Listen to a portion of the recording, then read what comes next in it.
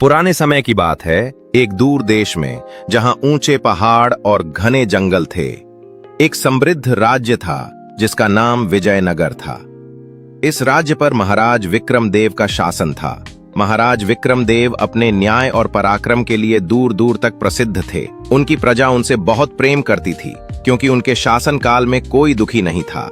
लेकिन एक बात थी जो महाराज को हमेशा परेशान करती थी, उनके कोई संतान नहीं थी। वर्षों तक उन्होंने और महारानी ने प्रार्थनाएं की, अनुष्ठान करवाए, लेकिन सब व्यर्थ। एक दिन जब महाराज अपने मंत्रियों के साथ राजकाज संभाल रहे थे, एक बूढ़ा सन्यासी राजमहल के द्वार पर आया।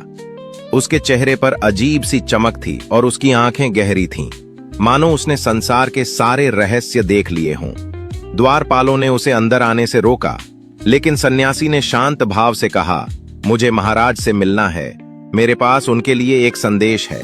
जब यह बात महाराज तक पहुंची तो उन्होंने सन्यासी को अंदर बुलाने का आदेश दिया। सन्यासी ने महाराज को प्रणाम किया और कहा, महाराज, मैं जानता हूं आप संतानहीनता से दुखी हैं। मैं आपके लिए एक समाधान लेकर आया हूं, लेकिन यह आसान नहीं है। महाराज की आंखों में आशा की एक किरण जगी। उन्होंने कहा, हे तपस्वी, अगर मेरी संतान के लिए कोई भी मूल्य चुकाना पड़े तो मैं तैयार हूं। सन्यासी ने एक प्राचीन ताड़पत्र निकाला जिस पर कुछ अजीबोगरीब भाषा में लिखा था।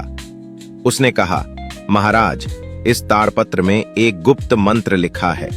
आपको इसे पूर्ण श्रद्धा और एकाग्रता के साथ अमावस्या की रात को एक विशेष स्थान पर जपना होगा। लेकिन एक शर्त है, जब आप मंत्र जप रहे होंगे तब आपको किसी भी कीमत पर अपनी आंखें नहीं खोलनी है, चाहे कुछ भी हो जाए। अगर आपने आंखें खोलीं तो सब व्यर्थ हो जाएगा और आपका जीवन भी खतरे में पड़ सकता है। महाराज ने प्रतिज्ञा ली कि वे सन्यासी के निर्देशों का पालन करेंगे। अमावस्या की रात आई। आकाश में घने बादल छाए हुए थे और हवा में एक अजीब सी ठंडक थी। महाराज अकेले सन्यासी द्वारा बताए गए स्थान पर पहुंचे। वह स्थान था विजयनगर के उत्तर में स्थित एक प्राचीन वीरान शिव मंदिर। मंदिर सदियों से उपेक्षित पड़ा था और उसके चारों ओर रहस्यमयी झाड़ियां उग आई थीं। महाराज ने अपनी आंखें बंद कीं और मंत्र जपना शुरू किया। शुरुआत में सब शांत था।